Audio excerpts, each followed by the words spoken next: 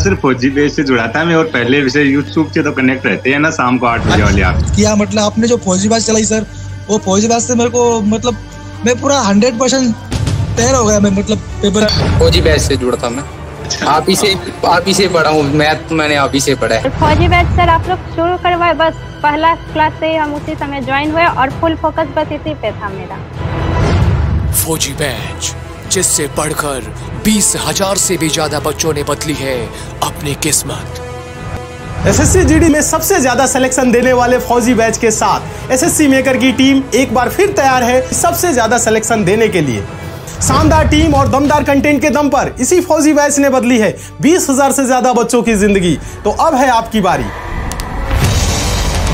अब आइए SSC GD में सबसे ज्यादा सिलेक्शन दिलाने वाला जादुई बैच फौजी बैच। तो बिना देरी किए आज ही ज्वाइन करें एसएससी मेकर का फौजी बैच और करें एसएससी जीडी में अपने सिलेक्शन को पक्का। अधिक जानकारी के लिए आप दिए गए नंबर पर कॉल करें और एसएससी मेकर ऐप डाउनलोड करें। नमस्कार साथियों, मैं आलोक द्विवेदी आप सभी का एसएससी मेकर के इस परिवार पे स्वागत करता हूं और आशा करता हूं आप सभी लोग अच्छे होंगे। तो जैसा कि आप सभी को पता है कि द 15 मिनट्स शो हमारी डेली क्लास रहती है और काफ़ी इम्पॉर्टेंट क्लास है। तो जैसा कि मैंने आप सभी को बोला था कि हम लोग अब करंट के इश्यूज भी करेंगे जो कि आपके एग्जाम के पॉइंट ऑफ व्यू से काफ़ी इंपॉर्टेंट है। तो चर्चा में काफ़ी चल रहा है वन नेशन वन इलेक्शन, काफ़ी इंपॉर्टेंट है और आपके एग्जाम के दृष्टिकोण से भी यहाँ पे क्वेश्चन आ सकते हैं। और हम डेली कोई ना कोई करंट इश्यूज लेकर आएंगे जिससे आपके एग्जाम में क्वेश्चन यहाँ से आ जाए।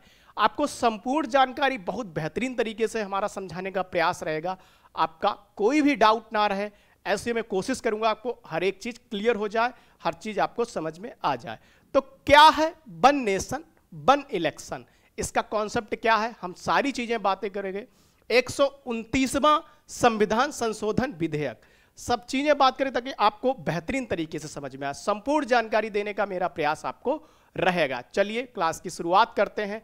वन नेशन वन इलेक्शन 129वां संविधान संशोधन विधेयक अति महत्वपूर्ण क्लास है। चलिए क्लास की शुरुआत करते हैं। तो यहां पर एक एक चीज मैं आपको समझाने का प्रयास करूंगा, ठीक है। ध्यान रखिएगा, आपका ध्यान जो है क्लास में होना चाहिए। अब यहां पर जो है केंद्रीय मंत्री यहां पर नाम भी आप लोगों को पता होना चाहिए।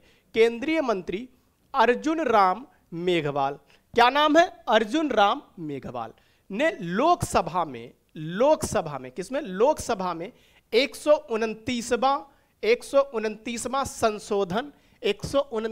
संशोधन विधेयक 2024 पेश किया। 129वां संशोधन विधेयक 2024 पेश किया। 129वां संशोधन विधेयक 2024 पेश किया। अब इसे क्या, इसे एक राष्ट्र एक चुनाव विधेयक रूप के एक राष्ट्र एक चुनाव विधेयक के रूप में भी जाना जाता। हम एक एक चीज समझेंगे, इसका मतलब क्या होता है, क्या इसका सारी चीजें होती हैं, हम एक एक चीज आपको समझाने का प्रयास करेंगे। तो इसे क्या कहते हैं, एक राष्ट्र एक चुनाव विधेयक के रूप में भी जाना जाता है, ठीक है। अब विधेयक में इसका अर्थ क्या होता है, इसका उद्देश्य क्या है, देखो इसका उद्देश्य भी मैं आपको समझाने का प्रयास करूंगा। इसका उद्देश्य क्या है, विधेयक में लोकसभा और राज्य विधानसभा के लिए एक साथ चुनाव कराना, मतलब इसका उद्देश्य जो है यहां पर लिखेंगे उद्देश्य। विधेयक का उद्देश्य क्या है, तो उद्देश्य जो है लोकसभा और राज्य विधानसभाओं के चुनाव एक साथ कराने का प्रावधान है। लोकसभा और राज्य विधानसभाओं के चुनाव एक साथ कराने का प्रावधान विधेयक में है। एक साथ चुनाव कराने का प्रावधान विधेयक में है, ध्यान रखेंगे, ठीक है। लोकसभा और राज्य विधानसभाओं के चुनाव एक साथ कराने का प्रावधान है। फिर हम बात करेंगे विप क्या होता है, विप भी आपको पता होना चाहिए, विप जारी, ठीक है, विप जारी। अब इसका मतलब क्या होता है, मतलब जो भी मेंबर्स हैं उनको सदन में पेश होना अनिवार्य है, सदन में उपस्थित होना अनिवार्य है। अदरवाइज क्या होगा, अनिवार्य है, ध्यान रखना इस चीज का। अदरवाइज क्या होगा, 10th शेड्यूल आप जानते हो, 10th schedule anti defection law के तहत इन पर कार्रवाई की जा सकती है, ठीक है। तो सदन में होना अनिवार्य। तो विप के बारे में भी आपको जान लिया, आप लोगों ने विप के बारे में भी जान लिया क्या होता है विप, ठीक है। अब हम बात करेंगे जेपीसी, जेपीसी में भेजने का सुझाव, जेपीसी में भेजने का प्रस्ताव। क्या है जेपीसी? तो जेपीसी में भेजने का प्रस्ताव यहां पर बात की गई है। तो जेपीसी आपको देखो करंट में क्या आ सकता है, आपको इसकी फुल फॉर्म पूछ लेगा जेपीसी की, तो फुल फॉर्म पता होनी चाहिए, joint parliamentary committee, joint parliamentary committee, JPC, ठीक है, याद होना चाहिए आपको। तो इसने क्या किया गया कि जेपीसी में भेजने का प्रस्ताव, जेपीसी इसके बारे में विचार करेगी, विधेयक भेजा जाएगा तो इस पर विचार करेगी, जेपीसी इस पर विचार करेगी और इस विधेयक को पुनः सदन में पेश किया जाएगा। अब आप जानते ही हैं, नहीं तो अब जान जाएंगे, ठीक है। अब ये लोकसभा में पारित होने के बाद, विधेयक जो है लोकसभा में पारित होने के बाद राज्यसभा में जाएगा, ठीक है। लोकसभा में विधेयक जब पारित होगा तो कहां जाएगा? राज्यसभा में जाएगा, आप जानते हो। राज्यसभा से फिर प्रेसिडेंट जब इसमें जो है प्रेसिडेंट जब इसमें सहमति अपनी दे देंगे, प्रेसिडेंट जो है सहमति दे देंगे तो ये कानून बन जाएगा। प्रेसिडेंट जब अपनी सहमति दे देंगे तब यह कानून बन जाएगा, जानते होंगे तो अच्छी बात है, नहीं तो आज आप लोग जान गए होंगे। अब यहां पर आपको जेपीसी की फुल फॉर्म पता होनी जरूरी है। तो जेपीसी में भेजा जाएगा और जेपीसी पर विचार करेगी, फिर सदन में भेजा जाएगा, ठीक है। चलिए अब यहां पर लिखा हुआ है क्या है एक देश एक चुनाव, इस पर थोड़ा सा ध्यान देंगे। अभी आपके जो भी डाउट है अभी आपका क्लियर नहीं हुआ होगा कि क्या है एक देश एक चुनाव। चलिए अब हम बात करते हैं क्या है एक देश एक चुनाव, अब हम बात करेंगे, ठीक है। चलिए यहां पर लिखा हुआ है क्या है एक देश एक चुनाव, एक ऐसी चुनावी व्यवस्था जहां प्रत्येक 5 वर्ष में सभी राज्यों के चुनाव लोकसभा के आम चुनाव के साथ संपन्न हो। क्या मतलब है इसका, ठीक है। चलिए हम बताते हैं अभी हम लोग क्या देख रहे हैं और अभी तक हम लोग क्या देख रहे हैं। तो अभी हम लोग देख रहे हैं कि आप जानते हो मध्य प्रदेश के चुनाव कभी होते हैं, लोकसभा का चुनाव कभी होता है, कोई निश्चित डेट नहीं होती ना कि हाँ लोकसभा और राज्य विधानसभा के चुनाव एक साथ होंगे या मध्य प्रदेश दिल्ली सभी विधानसभाओं के चुनाव, ऐसा कोई निश्चित डेट नहीं होती ना। मध्य प्रदेश के चुनाव कभी होते हैं, लोकसभा के चुनाव कभी होते हैं, और गुजरात विधानसभा के चुनाव कभी होते हैं, झारखंड में चुनाव कभी होते हैं, महाराष्ट्र में चुनाव कभी होते हैं, ठीक है। आप जानते ही हो महाराष्ट्र में चुनाव कभी होते हैं, झारखंड में कभी होते हैं, कोई एक निश्चित डेट नहीं होती, मतलब सबके अलग अलग चुनाव होते हैं, आप जानते ही हो। तो इसका उद्देश्य क्या है, ठीक है, आप जानते हो। इसका उद्देश्य कि चुनाव की प्रक्रिया को सुव्यवस्थित करना, उद्देश्य जो है चुनाव की प्रक्रिया को सुव्यवस्थित करना, इस पर ध्यान रखना, ठीक है।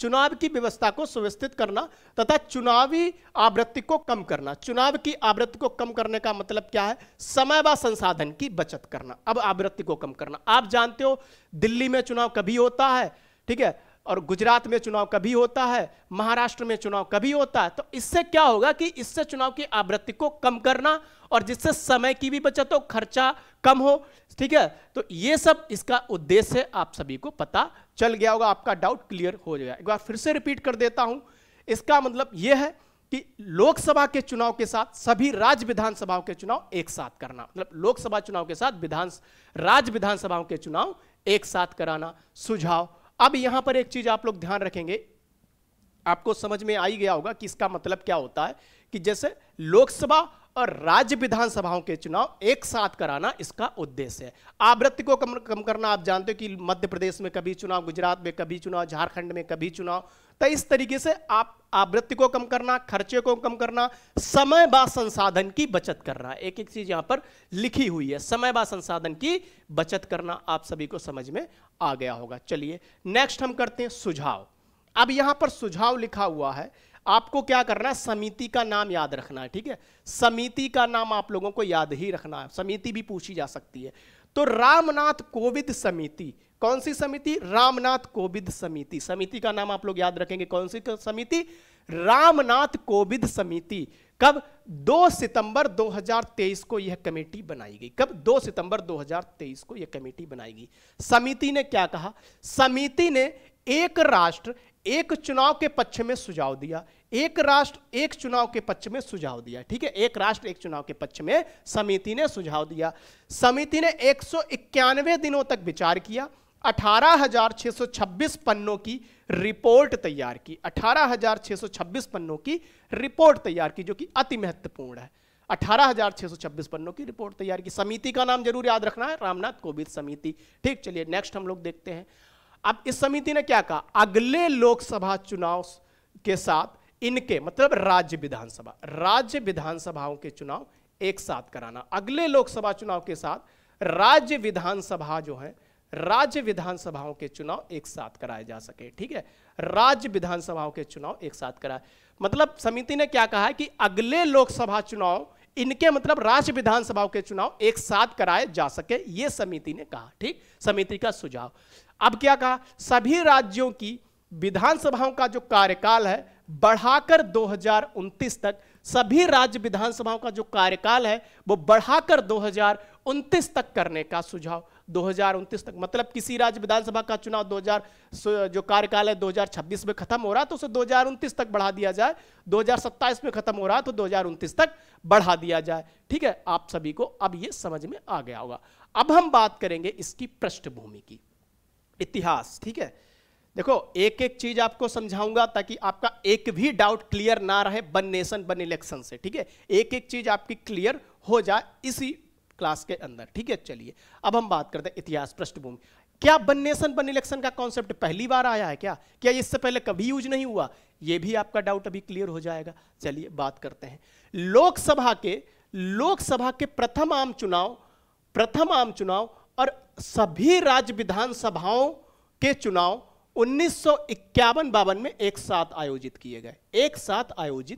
ठीक है, ध्यान रखना ये पहली बार। अब इससे हमें क्या समझ में आता है, ये पहली बार नहीं हो रहा है। लोकसभा के प्रथम आम चुनाव और सभी राज्य विधानसभाओं के चुनाव 1951 में ऐसा पहले हो चुका है। 1951-52 में एक साथ आयोजित हुए। ठीक है, फिर यह अभ्यास 1957, 1962, 1967 3 चुनाव एक साथ हुए। अब इससे आप लोगों को एक चीज तो समझ में आ गई होगी कि जो ये कॉन्सेप्ट है ये पहली बार नहीं, ऐसा पहले हो चुका है, ऐसा पहले भी हम लोग देख चुके हैं, ऐसा पहले हो चुका है। लेकिन ये ब्रेक कैसे हुआ, कैसे इस पे ब्रेक लगा, ये चीजें कैसे ब्रेक हुई, चलिए हम बात करते हैं।